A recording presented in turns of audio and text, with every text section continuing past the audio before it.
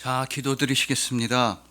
언제나 우리와 함께 하시는 주님, 오늘도 우리와 함께하여 주시고 오늘도 우리를 사랑하여 주시고 오늘도 우리에게 말씀을 베풀어 주시니 참으로 감사합니다. 주님의 사랑만이 우리의 소망이며 주님의 은혜만이 우리의 생명입니다. 영원하신 사랑의 주님, 우리 주님 예수 그리스도의 이름으로 기도합니다. 아멘. 자, 오늘은 내가 당신을 떠나지 아니하겠나이다 라는 말씀으로 주님의 은혜를 함께 나누도록 하시겠습니다. 여러분, 멀쩡한 성인이 되고 또 나이를 아무리 먹어도 어쩐지 정말 익숙해지지 않고 두렵고 떨리는 장소가 있으니 거기는 바로 치과입니다. 물론 치과에 계신 선생님들의 잘못은 전혀 아니지만 그래도 누워서 입을 벌리고 있는데 기계가 입 안으로 들어오고 막 윙 하는 소리가 나고 그 기계가 내 치아를 막 갉을 때면 절로 나도 모르게 두 눈을 꼭 감고 기도하게 됩니다. 아버지, 이 잔을 내게서 치워주세요. 그러나 이 치아라는 것도 어쨌든 일종의 소모품이고 또 사람의 육신의 일부이기 때문에 시간이 오래 지나면 아프고 상하게 되어 있습니다. 아무리 조심조심하고 양치를 잘한다고 해도 시간이 흐르면 충치가 생겨서 치료를 하기도 하고 보철물을 씌우기도 하고 또 틀니나 임플란트까지 하게 되는 것입니다. 아무리 조심조심해도 내 뜻대로 잘 안 되는 게 이 치아 건강입니다. 그런데 이 조심이라는 단어에 대해서 문학평론가 신형철님은 본인의 책에서 이런 말씀을 하신 적이 있습니다. 100%는 아니지만 조심이라고 하는 단어는 이런 유래가 있다는 겁니다. 우선 조심에서 조는 한자로 붙잡을 조, 잡을 조자입니다. 그리고 이 조자는 세 가지의 한자가 합쳐져서 만들어진 단어라는 겁니다. 자, 이 잡을 조자의 왼쪽에는 손수자, 사람의 손을 뜻하는 한자가 있습니다. 그리고 오른쪽 하단에는 나무 목자가 있으며 오른쪽 상단에는 입구자가 세 개가 있습니다. 그래서 종합하자면 사람이 나무 위에 올라가 있는 새를 손으로 쥐는 모양새가 잡을 조자라는 것입니다. 그리고 그런 마음이 조심입니다. 자, 여러분, 과연 손으로 새를 쥐는 마음이라니 얼마나 조심하고 또 조심해야 하겠습니까? 예를 들어 여러분들이 하루 종일 손에 참새를 쥐고 생활한다고 생각해 보십시오. 얼마나 조심해야겠습니까? 그 작은 참새를 세상으로부터 보호하기 위해서도 조심해야 하며 또 내가 나도 모르게 소나기에 힘을 많이 줄까봐, 즉 내가 참새를 다치게 할까봐도 조심 또 조심해야 하는 것입니다. 조심은 이렇게 손에 새를 쥐듯이 정말 아끼고 조심하는 마음입니다. 그리고 오늘 본문에서는 정말로 조심하면서 서로를 사랑하고 아꼈던 두 사람이 등장하고 있습니다. 바로 믿음의 선배 엘리야와 믿음의 후배 엘리사입니다.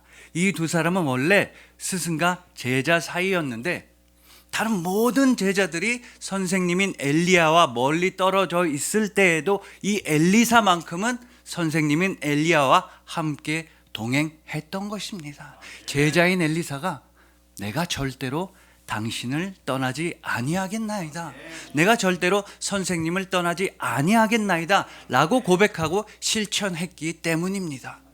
그래서 우리도 이 엘리사를 본받아서 내가 절대로 주님을 떠나지 아니하겠나이다 고백하고 실천해야 하는 것입니다. 왜냐하면 예수님이 먼저 절대로 우리를 떠나지 아니하시겠다고 약속하시고 지켜주셨기 때문입니다. 예수님은 영원토록 우리와 함께 하시는 하나님, 임마누엘 하나님이십니다. 예수님은 그만큼이나 여러분을 진짜로 사랑하십니다. 그래서 오늘 본문 말씀을 통해서 절대로 예배의 자리를 떠나지 아니하고 절대로 말씀의 자리를 떠나지 아니하고 절대로 기도의 자리를 떠나지 아니함으로써 천대까지 이르는 믿음을 세워나가는 우리 모두가 되기를 소망해 봅니다.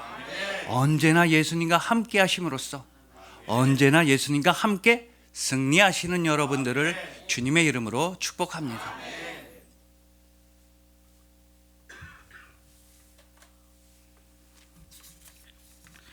자, 우선 오늘 본문의 배경에 대해서 말씀을 드리도록 하겠습니다. 선지자 엘리야가 활동할 때 북이스라엘의 왕은 아합이라고 하는 왕이었습니다. 근데 이 아합은 인격적으로도 도덕적으로도 신앙적으로도 아주 나쁜 왕이었습니다. 막 남의 땅을 억지로 빼앗거나 또 자기 욕심만 챙기고 우상 숭배나 하던 나쁜 왕이었습니다. 게다가 그의 아내인 왕비 이세벨은 우상 숭배의 1인자였습니다. 이 이세벨은 이스라엘 전역에 바알과 아세라 우상을 퍼뜨리는데 적극적으로 임했던 나쁜 인물입니다. 자, 이렇게 사악한 권력자들이 있을 때 그 사악한 권력자들과 맞서 싸워서 영적 전쟁을 이끌었던 지도자가 바로 위대한 선지자 엘리야였습니다. 엘리야는 하나님의 말씀을 받들어서 그 땅에 가뭄을 선포하기도 했으며 또 갈멜산 위에 올라가서는 바알과 아세라 거짓 선지자들과 싸워서 완벽하게 승리하기도 했던 것입니다. 자, 이렇게 하나님의 도우심과 하나님의 능력으로 완벽한 승리를 거둔 지 얼마 되지 않아서 사악한 왕 아합이 사망하게 됩니다. 그렇게 아합이 사망한 지 얼마 되지 않아서 나빴던 왕비 이세벨도 죽게 됩니다. 그렇게 이세벨이 죽은 지 얼마 되지 않아서 이제는 위대한 선지자 엘리야도 이 땅을 떠날 때가 되었습니다. 하나님께서 엘리야한테 이제 이 땅에서의 시간이 다 되었다고 말씀하셨기 때문입니다. 자, 그런데 문제는 이렇게 사악한 왕 아합과 사악한 왕비 이세벨이 죽었다고 해서 북이스라엘 땅에서 사악한 세력이 완전히 사라진 건 아니었기 때문입니다. 아직도 여전히 우상 숭배를 일삼는 아합 왕의 아들 아하시아가 북이스라엘의 왕이 되었으며 또 북이스라엘 땅에는 여전히 죄악과 범죄와 우상 숭배가 넘쳐나고 있었던 것입니다. 그나마 지금까지는 하나님의 선지자 엘리야가 하늘나라를 대표해서 영적 전쟁을 이끌어왔으나 이제는 그 선지자 엘리야마저도 퇴장할 시간이 되었던 것입니다.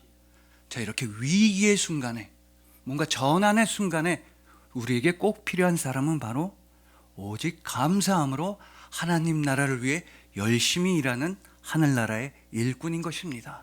오직 감사함으로 용기와 담대함을 가지고 하나님 나라를 대표해서 싸우는 하늘의 용사가 필요한 순간인 것입니다. 여러분, 옥하는 목사님 책에는 이런 이야기가 실려져 있습니다. 한 아버지와 아들이 멀고 먼 여행길을 말을 타고 떠난 겁니다.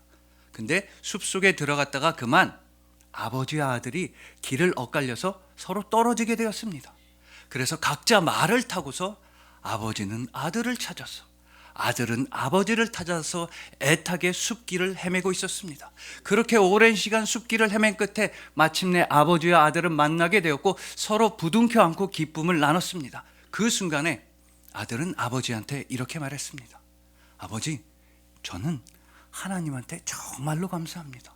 아버지를 찾아서 숲길을 헤매다가 나무 뿌리에 걸려서 제 말이 3번이나 넘어졌습니다. 그렇게 크고 무거운 말이 3번이나 넘어졌는데도 제 몸이 상한 곳은 한 군데도 없습니다. 저는 멀쩡하니 하나님한테 정말로 감사합니다. 이렇게 말했습니다.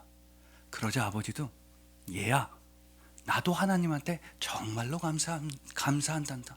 그렇게 오랜 시간 숲길을 헤맸는데 내 말은 넘어진 적이 한 번도 없으니 하나님한테 정말로 감사한단다. 이렇게 말했습니다.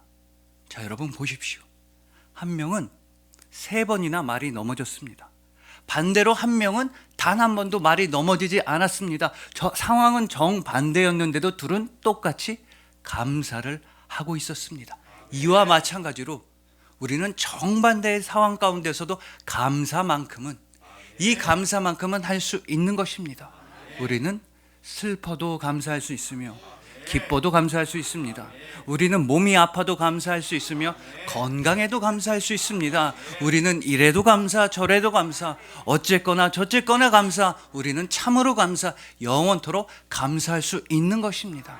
이렇게 우리가 감사함으로 나아갈 때 우리는 하나님의 말씀을 떠나지 않게 되며 하나님 나라의 일꾼이 되는 것입니다. 우리가 감사함으로 살아갈 때 우리에게는 하늘의 용기와 담대함이 주어지는 것이며 우리는 하늘나라를 대표하는 하늘의 용사가 될 수 있는 것입니다. 자, 여러분, 오늘 본문에 엘리사를 한번 보십시오. 엘리사는 오늘 본문인 열왕기하 2장, 이 단 한 장에서만 해도 무려 3번에 걸쳐서 이런 말을 들었습니다. 스승인 엘리야가 엘리사 보고 열왕기하 2장 2절과 4절과 6절에서 3번에 걸쳐서 이렇게 말했던 것입니다. 너는 여기에 머물라. 쉽게 말해서 나 좀 따라오지 마라. 나한테서 좀 멀리 떨어져 있어라. 나 좀 따라오지 말라는 말을 3번이나 들었던 것입니다. 한편으로는 서운할 수도 있으며 또 다른 한편으로는 화가 날 수도 있는 명령을 3번에 걸쳐서 들었던 것입니다. 그래서 실제로 우리가 본문 7절을 보면은 엘리야의 또 다른 제자 50명은 전부 다 선생님인 엘리야와 멀리 떨어져 있었습니다. 그야말로 강 건너 불구경을 하고 있었던 것입니다. 그러나 이 단 한 명, 엘리사만큼은 선생님인 엘리야의 곁을 떠나지 않았습니다. 3번에 걸쳐서 한편으로는 서운하고 한편으로는 화가 날 법한 명령을 들었는데도 그래도 3번에 걸쳐서 엘리사는 선생님한테 고백했던 것입니다. 열왕기하 2장 2절과 4절과 6절에서 엘리사는 3번에 걸쳐서 다음과 같은 고백을 했던 것입니다. 내가 당신을 떠나지 아니하겠나이다. 내가 당신을 떠나지 아니하겠나이다. 즉 엘리사는 절대로 하나님의 선지자 자기의 스승인 엘리야를 떠나지 않겠다고 3번에 걸쳐서 고백하는 것입니다. 즉 엘리사는 하나님의 선지자인 엘리야를 떠나지 않겠다고 고백함으로써 엘리사는 하나님의 말씀을 떠나지 않겠다고 고백한 것이었습니다. 그렇게 하나님의 말씀을 떠나지 않겠다고 고백함으로써 엘리사는 하나님의 은혜를 떠나지 않겠다고 고백했던 것이었습니다. 우리도 엘리사처럼 3번에 걸쳐서라도 내가 예수님을 떠나지 아니하겠나이다 고백하고 선포해야 하는 것입니다. 물론 다른 맥락이지만 이 세상은 우리를 붙잡을 수도 있습니다. 너는 여기에 머물라. 무슨 교회를 가느냐? 돈 되는 자리에 머물라. 성공하고 출세하는 자리에 머물러 있어라. 너는 여기에 머물라. 이렇게 세상은 우리를 붙잡을 수도 있습니다. 하지만 우리는 필요하다면 3번에 걸쳐서라도 내가 예수님을 떠나지 아니하겠나이다 고백해야 하는 것입니다. 또 사람들은 우리를 붙잡을 수도 있습니다. 이 추운 겨울에 무슨 예배를 드리러 가느냐, 이 날씨에 무슨 기도를 드리러 가느냐, 그냥 따뜻한 방구석에서 귤이나 까먹으면서 TV나 같이 보자 이러면서 우리를 붙잡을 수도 있습니다. 그러나 우리는 필요하다면 3번에 걸쳐서라도 나는 예배를 떠나지 아니하겠나이다. 나는 말씀을 떠나지 아니하겠나이다. 나는 기도를 떠나지 아니하겠나이다 고백해야 하는 것입니다. 왜냐하면요, 예수님이 먼저 3번에 걸쳐서 우리에게 질문을 던져주셨기 때문입니다. 베드로에게 해주셨던 그 질문, 네가 진짜로 나를 사랑하느냐? 그 귀한 질문은 예수님은 오늘도 우리에게 하여 주십니다. 너희가 나를 사랑하느냐? 너희가 세상 그 무엇보다 나를 사랑하느냐? 네가 진짜로 세상 그 누구보다 나를 사랑하느냐? 예수님은 오늘도 우리에게 질문하고 계십니다. 그 예수님께 우리가 드릴 대답은 단 한 가지밖에 없습니다. 예 주님, 내가 주님을 사랑합니다. 아멘 주님, 아멘 주님, 내가 세상 그 무엇보다 예수님을 사랑합니다. 내가 세상 그 누구보다 오직 예수님만 사랑합니다 고백해야 하는 것입니다. 이는 바로 예수님께서 먼저 우리를 진실로 사랑하셨던 것입니다. 성경을 보면 예수님은 아멘으로서 우리를 사랑해 주셨습니다. 그 예수님의 아멘의 사랑에 힘입어서 우리도 예수님을 영원토록 사랑할 수가 있게 된 것입니다. 그러니 부디 언제 어디서든 그 누구를 만나든 내가 예수님을 떠나지 아니하겠나이다 고백하시길 소망합니다. 예수님께서 먼저 베풀어 주신 그 사랑과 예수님께서 먼저 내밀어 주신 그 손을 절대로 놓치지 마시길 소망하는 것입니다. 언제 어디서나 예수님과 함께 하심으로써 언제 어디서나 예수님과 함께 승리하시는 여러분들을 주님의 이름으로 축복합니다.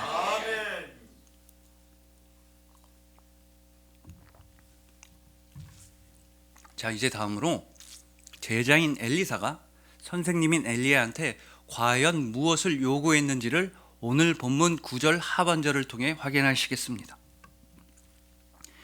엘리사가 이르되 당신의 성령이 하시는 역사가 갑절이나 내게 있게 하소서 하는지라. 자, 우리는 보통 이 말씀을 보면 이렇게 생각을 합니다. 아, 엘리사가 열심히 선생님을 따라다녔으니까 갑절의 능력을 원하는구나. 그 위대한 선지자 엘리야보다 2배의 기적, 2배의 지혜, 2배의 힘, 2배의 명성을 원하고 있구나. 이렇게 생각을 합니다. 물론 이런 생각들이 틀린 건 아니지만 조영민 목사님은 엘리사의 간청에는 보다 특별한 2가지 의미가 있다고 말씀하십니다. 자, 엘리사의 간청에 담겨져 있는 첫 번째 특별한 의미는 다음과 같습니다. 당시의 이스라엘 사회에서 갑절의 능력을 달라고 했다는 것은 단순히 갑절에 힘을 주세요 라는 의미만은 아니라는 것입니다. 당시의 이스라엘 사회에서 갑절을 달라고 했다는 것은 바로 나를 장자로 삼아주세요, 나를 첫째로 세워주세요 라는 요청이 자연스럽게 담겨져 있다는 것입니다. 여러분, 우리가 민수기 21장 17절의 율법을 보면 그 어떤 경우가 있다 하더라도 반드시 장자에게는 다른 모든 자녀들에 비해서 2배의 몫을 유산으로 주게 되어 있었습니다. 그러니까 엘리사가 갑절을 달라고 했다는 것은 엘리야 보고 나를 영적인 장자로 세워주세요, 나를 믿음의 첫째 아들로 삼아주세요 라는 요청이 자연스럽게 담겨져 있다는 것입니다. 그러니까 영적인 아들인 엘리사는 영적인 아버지인 엘리야한테 다음과 같이 말하고 있는 셈입니다. 아버지가 지금까지 영적 전쟁하신 거 이제부터는 제가 물려받아서 해 나가겠습니다. 아버지는 이제 하늘나라로 가셔야 하니까 그 악한 세력들과 반드시 싸워서 이기는 일, 아버지가 하셨던 일, 그 일을 이제는 내가 유산으로서 감사함으로 받아들여서 해 나가겠습니다. 그러니 나를 영적인 장자로 세워주세요, 나를 믿음의 첫째로 받아들여 주세요. 이제부터 내가 진실된 하나님 나라의 일꾼이 되겠습니다 라는 선포가 담겨져 있다는 것입니다. 그리고 엘리사의 요청에 담겨져 있는 특별한 2번째 의미에 대해서는 우리가 다시 한번 본문 9절을 보아야 합니다. 당신의 성령이 하시는 역사가 갑절이나 내게 있게 하소서. 자, 우리가 아무리 이 말씀을 읽어봐도 이 말씀에서의 핵심은 바로 성령입니다. 그러니까 엘리사는 단순히 갑절의 능력, 갑절의 힘만 구한 것이 아니라 엘리사는 오직 성령 하나님의 인도하심과 함께하심과 동행하심을 위해 간청을 했다는 것입니다. 이제 엘리사가 하나님의 선지자가 되기 위해서는 먼저, 이제 엘리사가 하나님의 일꾼이 되기 위해서는 먼저, 엘리사는 가장 먼저 성령 충만을 위해 간절히 기도하는 사람이었다라는 것입니다. 자, 여러분, 이쯤에서 우리도 우리의 모습을 한번 돌아보아야 합니다. 우리는 어쩌면 그저 갑절의 성공이나 갑절의 출세나 갑절의 돈만 원하고 있는 건 아닌지 반성해 봐야 하는 것입니다. 하지만 우리에게 정말로 필요한 일은, 우리가 1순위로 해야만 하는 일은 엘리사처럼 믿음의 첫째가 되고 싶습니다 라고 기도해야 하는 것이며, 하나님 나라의 일꾼이 되고 싶습니다 라고 간구해야 하는 것이며, 그러기 위해서는 성령 충만을 소망합니다 라고 열심히 기도해야만 하는 것입니다. 자, 여러분, 예로부터 우리나라의 엄마들은 자녀들한테 이런저런 약속을 참 많이 해왔습니다. 근데 엄마들이 자녀들한테 하는 약속 중에서 꼭 안 지키는 약속이 있습니다.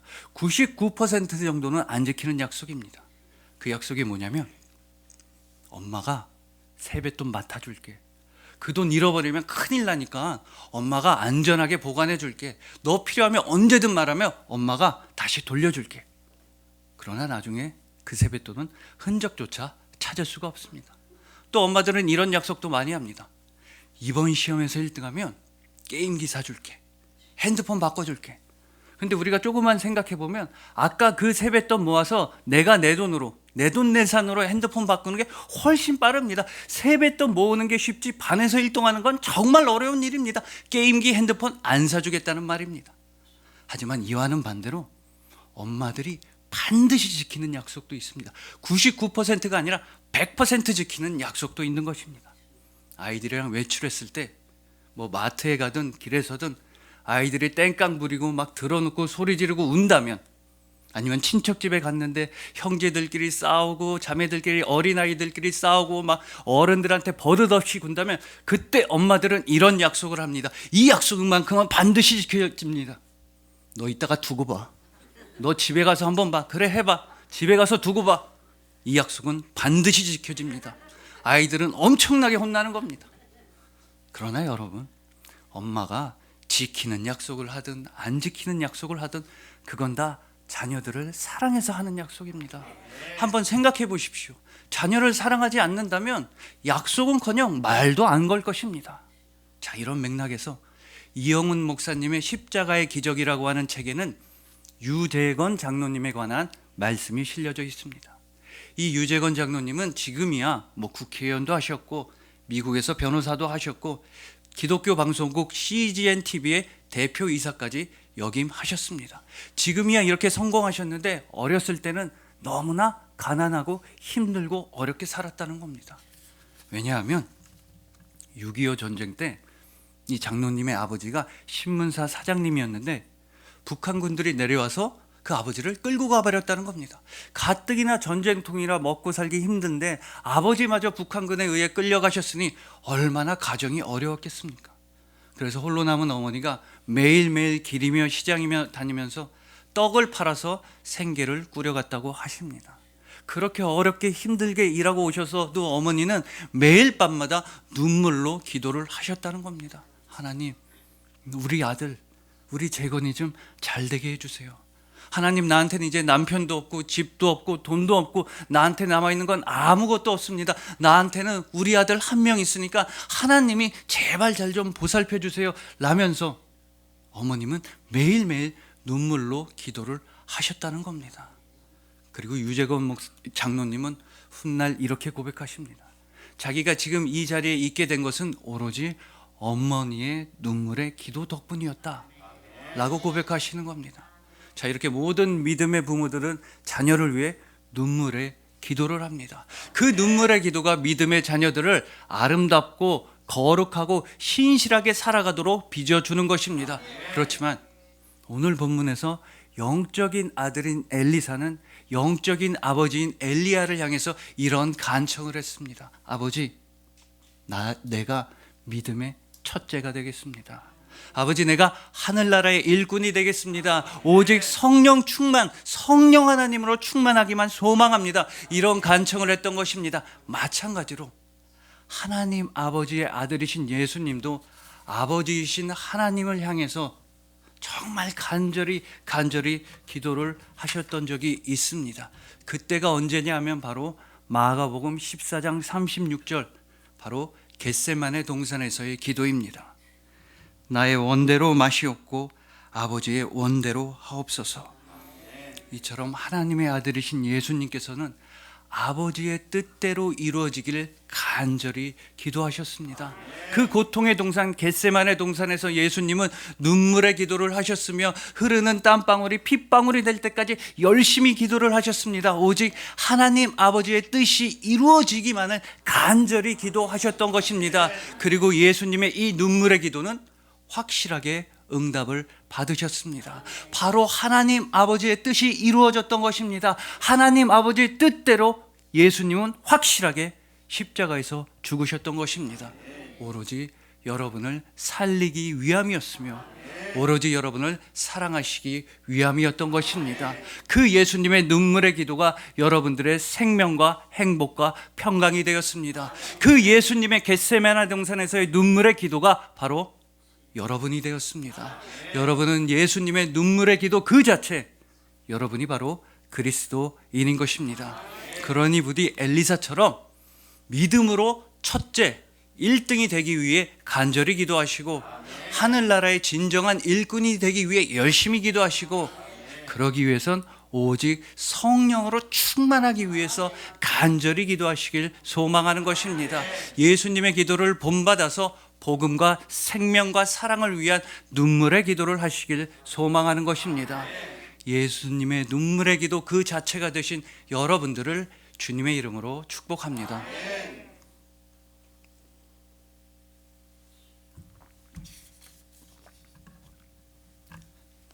자, 이제 마지막으로 하늘로 떠나가는 스승 엘리야를 보고서 제자 엘리사는 이렇게 큰 소리로 외쳤던 것입니다. 오늘 본문 12절입니다. 내 아버지여, 내 아버지여, 이스라엘의 병거와 그 마병이요. 자, 엘리사는 분명히 선생님을 보고 이렇게 외쳤습니다. 그런데 놀랍게도 이렇게 외쳤던 제자 엘리사가 세상을 떠날 때에도 엘리사는 자기가 했던 말과 똑같은 말을 듣게 되었던 것입니다. 열왕기하 13장 14절입니다. 엘리사가 죽을 병이 들매 이스라엘의 왕 요아스가 그에게로 내려와 자기의 얼굴에 눈물을 흘리며 이르되 내 아버지여, 내 아버지여, 이스라엘의 병거와 마병이여 하매. 자, 여러분, 이처럼 믿음의 사람들은 한 나라에 있어서 아버지나 가장과 같은 역할을 하게 되는 것입니다. 기도를 열심히 하는 사람들은 엘리야와 엘리사처럼 나라와 민족을 든든하게 지키는 병거와 마병이 되는 것입니다. 믿음의 사람들, 기도의 사람들은 하늘나라에서 직접 파송하신 용사와 자랑이자 사랑으로 아름답게 세워지는 것입니다. 여러분, 설교 초반에 말씀드렸던 문학평론가 신영철님의 책에는 조심이라는 단어의 뜻과 함께 브레이트라고 하는 사람의 이런 짧은 시가 한편 실려져 있습니다. 잘 들어보시길 바랍니다. 내가 사랑하는 사람이 나에게 말했다. 당신이 필요해요. 그래서 나는 정신을 차리고 걷는다. 빗방울까지도 두려워하면서. 빗방울에 맞아 그것에 맞아 살해되어서는 안 되겠기에. 여러분, 지금 이 순간 이 나라와 민족은 여러분들을 정말로 필요로 하고 있습니다. 모든 열방과 모든 민족들이 믿음의 사람들이자 기도의 사람들인 여러분들을 진짜로 필요로 하고 있습니다. 그래서 여러분들은 정말로 귀한 분들입니다. 그렇게 여러분들은 빗방울까지도, 하늘에서 내리는 빗방울까지도 조심조심하시면서 나아가야 하는 것입니다. 손에다가 새를 쥐는 그 마음으로 여러분들은 빗방울 하나까지도 조심하셔야 하는 귀한 분들인 것입니다. 여러분들은 이 땅의 빛과 소금이시기에 정말로 귀한 분들입니다. 여러분들은 복음과 사랑을 전하시는 분들이기에 정말로 귀한 분들입니다. 여러분들은 예수 그리스도의 증인이시기에 빗방울 하나까지도 조심하셔야 하는 정말로 귀한 분들인 것입니다. 그리고 예수님은 우리가 정말로 예수님을 필요로 해서 예수님은 우리를 찾아와 주셨으며 우리를 사랑해 주셨습니다. 우리는 참으로 예수님 없이는 아무것도 할 수가 없었습니다. 예수님 없이는 우리는 살아갈 수도 없었으며 온전할 수도 없었으며 사랑할 수도 없었던 것입니다. 예수님 없이는 우리는 아무것도 아니었습니다. 그래서 예수님께서는 당신의 생명을 다 내어주실 만큼 우리를 사랑하셨던 것입니다. 예수님은 당신을 위해 빗방울을 조심하신 정도가 아니라 우리를 위해서 당신의 모든 핏방울까지 다 내어주셨던 것입니다. 그만큼 예수님은 여러분을 사랑하시고 십자가와 부활을 통해 여러분을 영원한 나라로 인도하여 주셨던 것입니다. 그 예수 그리스도만이 우리의 병거이자 마병 되십니다. 그 예수님만이 하나님 아버지의 사랑이십니다. 그 예수님만이 우리의 생명이자 소망이자 평강 되어주시는 것입니다. 우리에게는요, 예수님 말고 아무것도 없습니다. 우리 주님 예수 그리스도는 여러분을 완전하게 사랑하시는 것입니다. 그리하여 그 어떤 일이 있다 하더라도 내가 예수님을 떠나지 아니하겠나이다 고백하시는 여러분들, 내가 바로 믿음의 첫째가 되겠습니다 라고 기도하시고, 내가 바로 하나님 나라의 일꾼이 되겠습니다 라고 간구하시고, 그러기 위해 오직 성령으로 충만하길 소망합니다 라면서 열심히 기도하시는 여러분들, 우리 주님 예수 그리스도께서 완전하게 사랑하시는 여러분들을 진심으로 사랑하고 축복합니다.